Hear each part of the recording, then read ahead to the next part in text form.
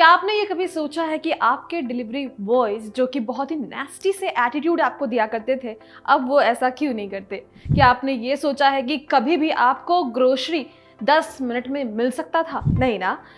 ये सब कुछ पॉसिबल हुआ है 2 यंग लड़कों के कारण। Hello and welcome to freedom business Hindi YouTube channel. मेरा नाम है रिया।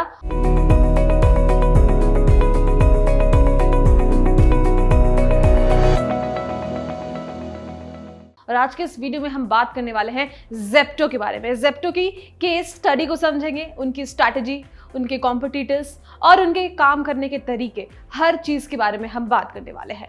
ये दोनों थे आदित्य पलीशा और काय वाल्या बोहरा।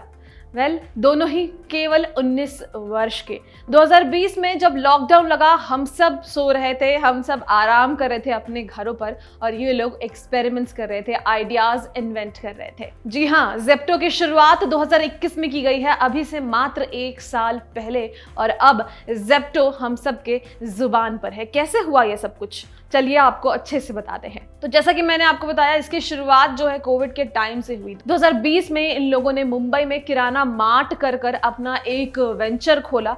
बेसिकली ये जो लोकल किराना स्टोर्स होते थे उनसे टाई अप कर डिलीवरीज करते थे और डिलीवरीज को 20 मिनट में पहुंचाते थे विद वेरियस डिस्काउंट। और सब कुछ ठीक चल रहा था, ऑन ट्रैक था। बट इन्हें मिला $1,25,000 का इन्वेस्टमेंट, और ये इन्वेस्टमेंट मिलने के बाद इन्होंने उसे डिसॉल्व कर दिया, यानी कि किराना मार्ट को खत्म कर दिया और ज़ेप्टो की शुरुआत की। और इन्हें ये इन्वेस्टमेंट मिला था वाई कॉम्बिनेटर से, और इसके बाद से ज़ेप्टो की शुरुआत होती है। अब आप सोच रहे होंगे कि ज़ेप्टो ने ऐसा क्या किया, क्या यूनिक किया। तो चलिए अब हम बात करते हैं यूएसपी यानी कि यूनिक सेलिंग पॉइंट। तो सबसे पहले इन्होंने अपने जो पुराने वेंचर थे यानी कि किराना मार्ट, उससे बहुत कुछ समझ लिया था। इन्होंने ये समझ लिया था कि मेरे टारगेट ऑडियंस कौन है, उनको क्या चाहिए। तो सबसे पहली चीज इन्होंने जो समझी थी वो ये कि चाहे आप कितने भी डिस्काउंट कस्टमर्स को प्रोवाइड करो, वो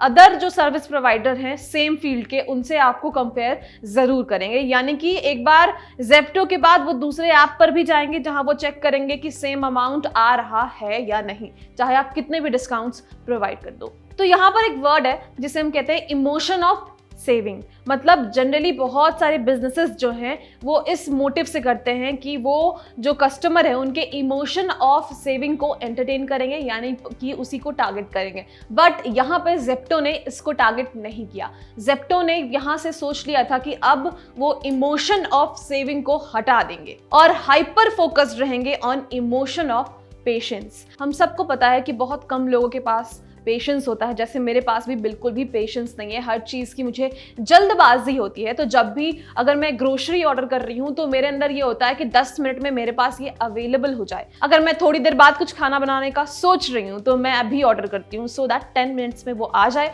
और फिर मैं अपने खाने बनाने की शुरुआत कर सकूँ। तो ये होता है इमोशन ऑफ पेशेंस। इसी के साथ ज़ेप्टो ने अपना खेल खेला और इससे उन्हें एक और चीज में मदद मिली, वो ये कि उनके जो टारगेट ऑडियंस थे उसमें से जो डिसलॉयल कस्टमर्स थे वो एलिमिनेट होते गए। And this was a master move in retail industry of India. क्योंकि इनका किराना मार्ट जो है वो 20 मिनट में डिलीवरीज करता है, इन्होंने फोकस किया कि ज़ेप्टो की शुरुआत होगी और ज़ेप्टो जो है 10 मिनट में डिलीवरीज प्रोवाइड करेगा, ताकि जो इमोशन ऑफ पेशेंस है उसे वो सेटिस्फाई कर सके। और उसी को ये लोग टारगेट कर रहे थे बहुत ही हाइपर फोकस्ड होकर।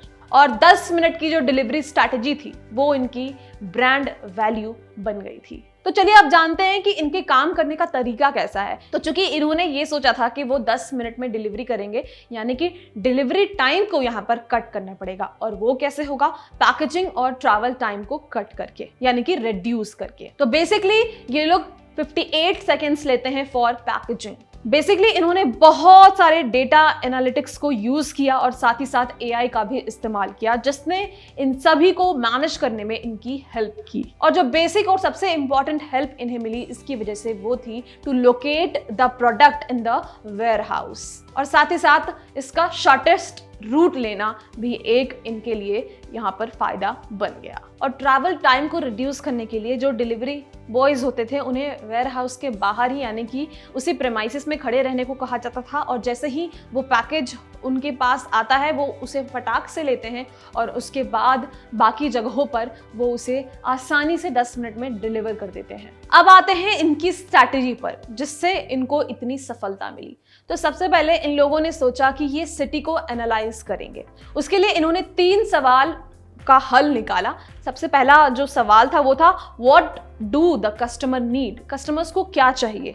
हैवी डिस्काउंट, हम सब जानते हैं हमें पसंद है सस्ते सामान खरीदना, और अगर अच्छा सामान सस्ते में मिल रहा है किसी ऐप पर तो हम जरूर खरीदेंगे। तो पहला सवाल का जवाब मिल चुका था कि कस्टमर्स को हैवी डिस्काउंट चाहिए। और फिर दूसरा सवाल था कि कस्टमर्स किस चीज के लिए हमें पे करेंगे, व्हाट विल द कस्टमर पे फॉर। तो बेसिकली अगर आपको अपने मार्केट में स्टैंड आउट करना है तो आपको अपना यूएसपी बनाना पड़ेगा, यानी कि यूनिक सेलिंग पॉइंट, और कस्टमर्स जो है यूनिक सेलिंग पॉइंट के लिए ही पे करेंगे, जो कि ज़ेप्टो के मामले में यहाँ पर डिलीवरी की बात थी। तो बेसिकली वो यहाँ पर किस चीज़ के लिए पे कर रहे थे, इस सवाल का जवाब उन्हें मिल चुका था। वो पे कर रहे थे फॉर इम्पेशेंट इमोशन, यानी कि मैं पेशेंस वाली नहीं हूँ तो इसका खामियाजा मुझे ऐसे भुगतना पड़ेगा कि मैंने ज़ेप्टो से कुछ सामान मंगाया बहुत ही जल्दबाजी में, और चाहे वो कितना का भी पड़े मैं उसको मंगा लेती हूँ क्योंकि मेरे पास पेशेंस नहीं है। So basically I am paying for that,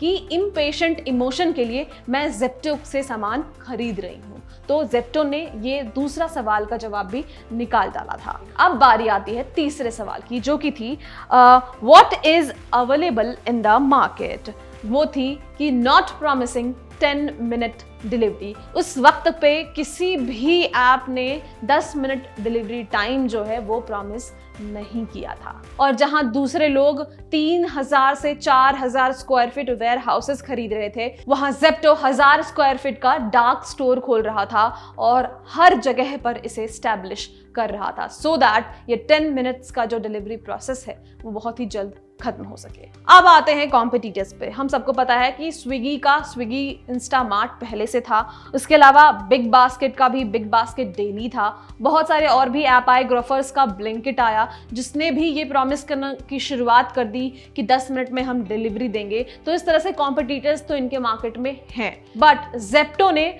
outstand किया है इन सबके बीच भी। और सबसे महज बात यह है कि इसकी शुरुआत 19 साल के लड़कों ने की है, और हम जो है यहाँ सोचते रहते हैं कि हमारे बिजनेस से क्या होगा, हमारे बिजनेस में फायदा होगा या नहीं होगा। हम अभी तक सोचते रहते हैं कि हमें बिजनेस की शुरुआत करनी चाहिए कि नहीं करनी चाहिए। आपको एक ट्राई ज़रूर करना चाहिए। अगर आप कॉन्फिडेंट हो कि आपको बिजनेस करना है then just start it, and आपको रिसर्च ही करना होता है। जैसे यहाँ पर डेटा एनालिसिस किया था इन्होंने, एआई का यूज़ किया था, टेक्नोलॉजी का यूज़ कर दिमाग का यूज़ कर मार्केट रिसर्च कर इन्होंने अपने बिजनेस को सक्सेसफुल बनाया। That's what you can also do.